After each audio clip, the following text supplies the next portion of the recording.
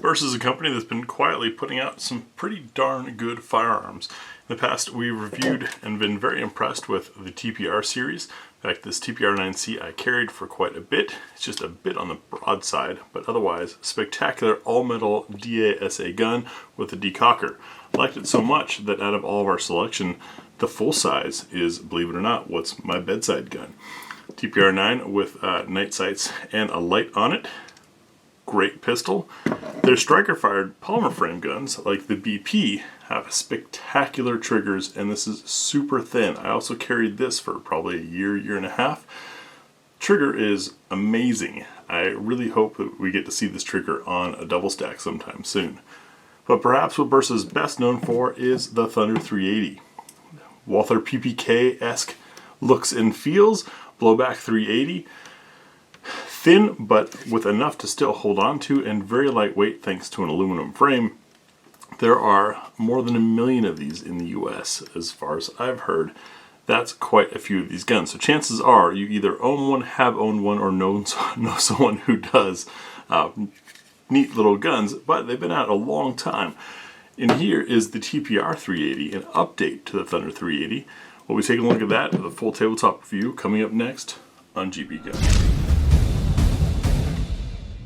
Inside this compact and lockable case,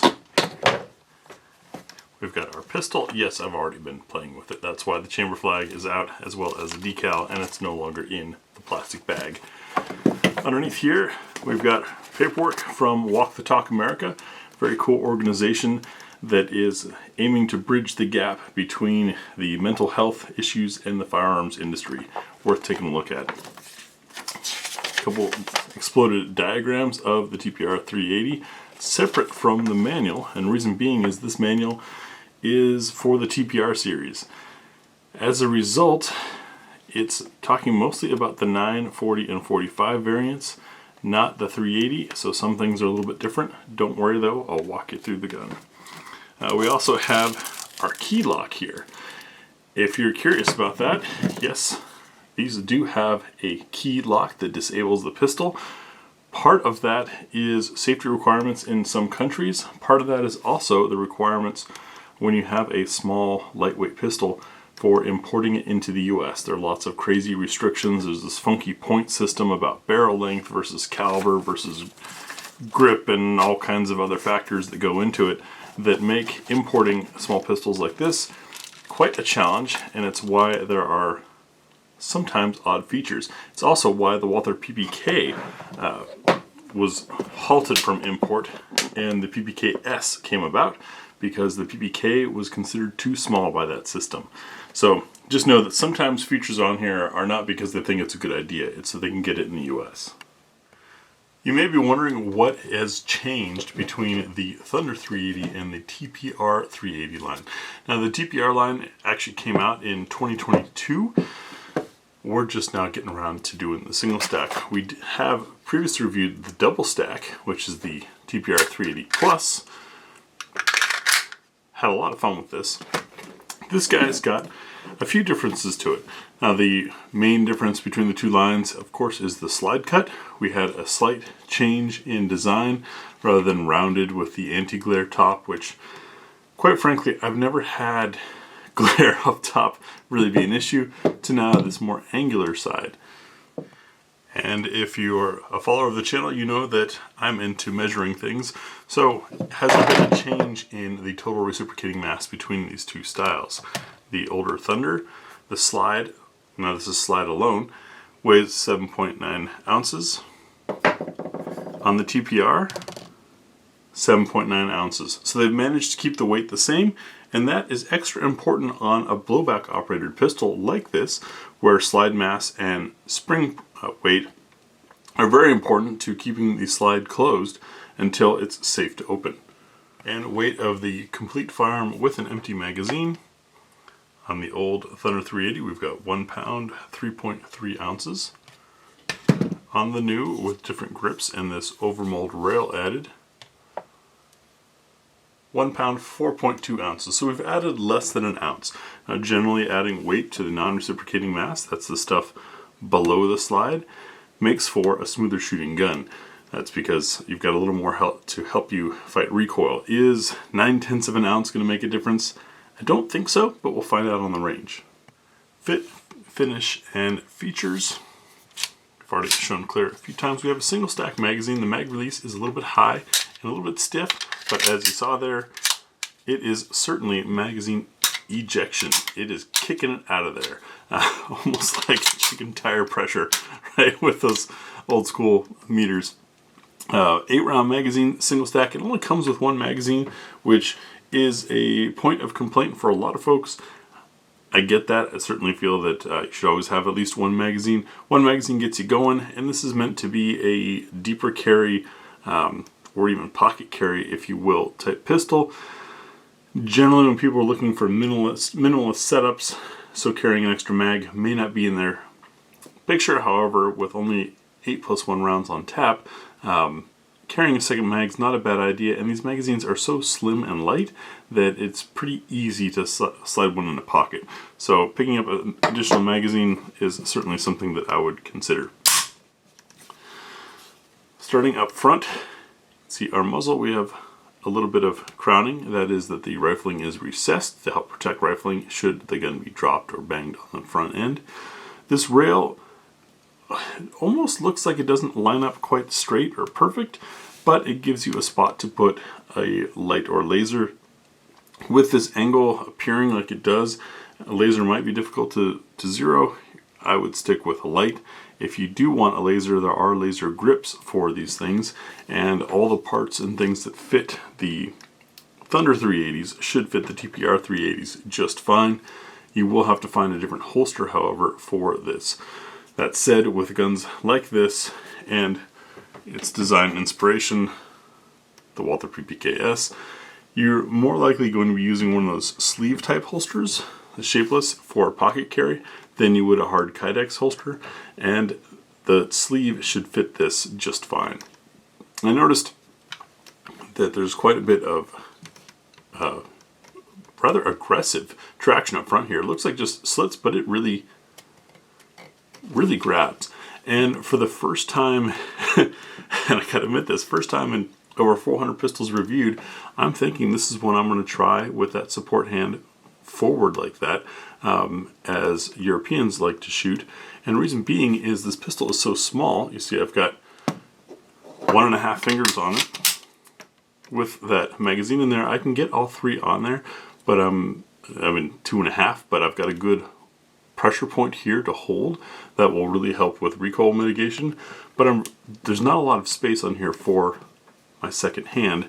However, if I bring a support hand finger forward like that, not only do I have room for my hand and it allows my palm to fit nicely in here, but it's also giving me another leverage point to help combat muzzle flip. So I may try shooting a different style this time when I get to the range.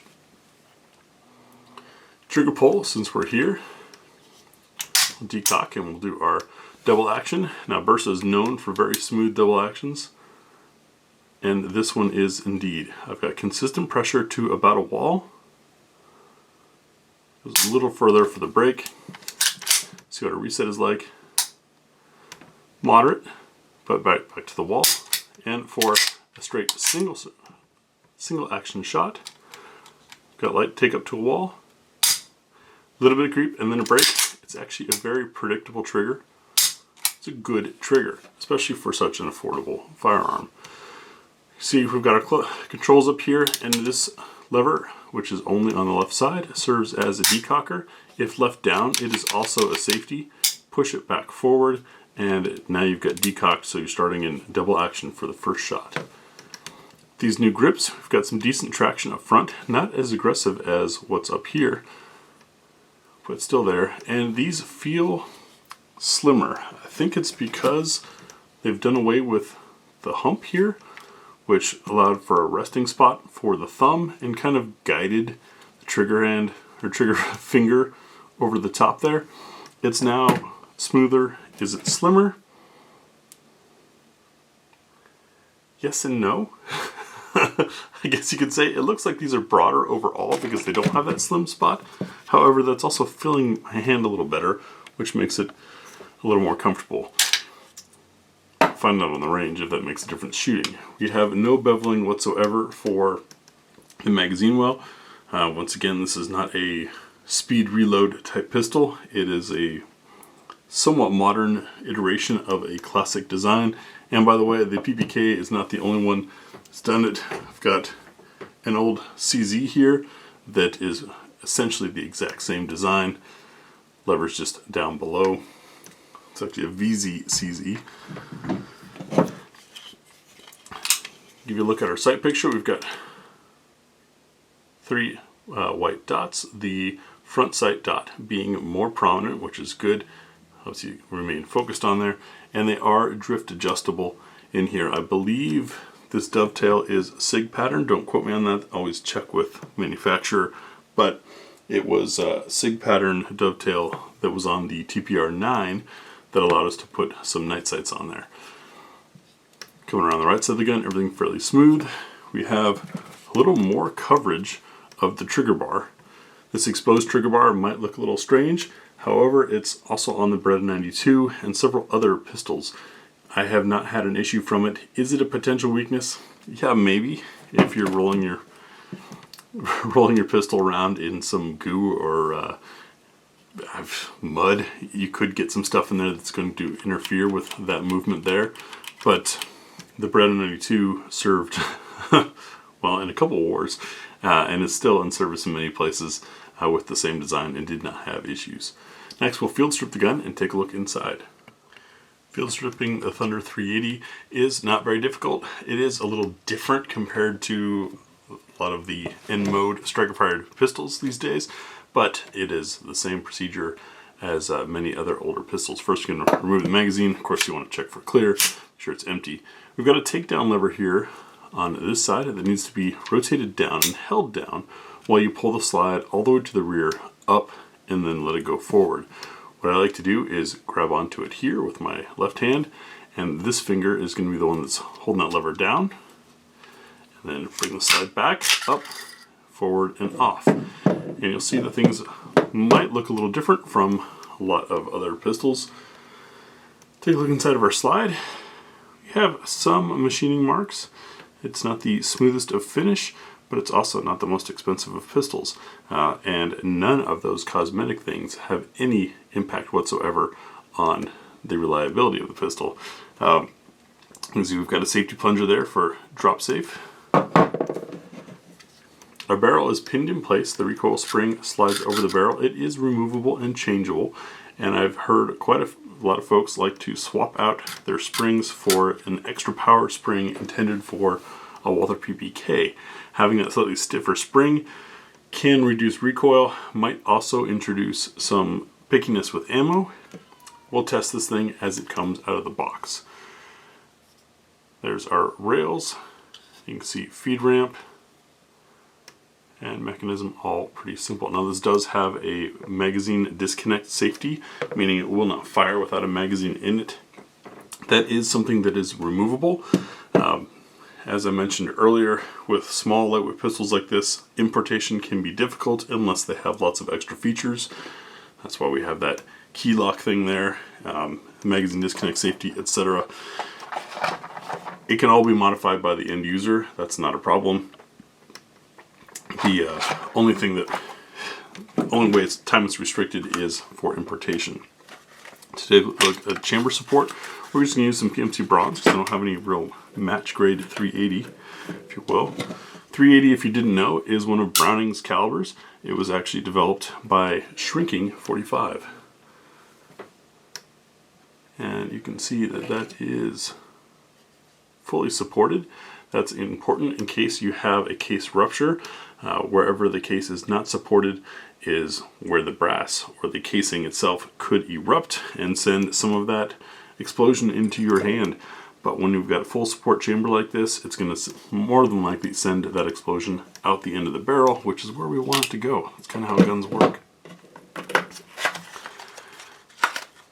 Reassembly is a simple inversion of disassembly, and that includes holding down that lever. Pull that lever down, feed the slide over the spring barrel, pull it all the way to the rear, set it down, and let it go forward. And that's it. Quick functions check. Magazine disconnect is working. Now to fire. Reset good, and our safety still works. Pretty simple. When we get to the range, you'll see cold shots as an absolute first shots through the pistol. We run them as they come out of the box. I recommend lubricating your guns before firing. However, to test worst case consumer scenario, we run it straight out of the box. We'll do full magazine plus one, see how it runs, though these magazines are well proven with, as I've said, over 1 million of the old Thunder 380s already in the country. Those mags are well known. Then our trademark What's for Dinner test, see what it eats, run a wide variety of ammunition through it, both defensive and range. Might try the spinner, although a 380 out of a short barrel, I don't know what kind of energy we're getting. Maybe we should bring out the chronograph and do some quick calculations there. See what kind of energy you get out of a gun like this. Some practical accuracy shots as well as concluding thoughts. And I'm really curious to feel how this new overmold two-piece grip system is going to feel, and if maybe shooting like that is better on a small gun like this. Let me know what you guys think. I'm curious how many of you do that support finger forward method of shooting. I know Jerry Michalik does it, and I know it's big in Europe, but other than that, you don't see it a lot here in the US. And for some reason, people like to just copy someone else's shooting style rather than figure out what works best for them.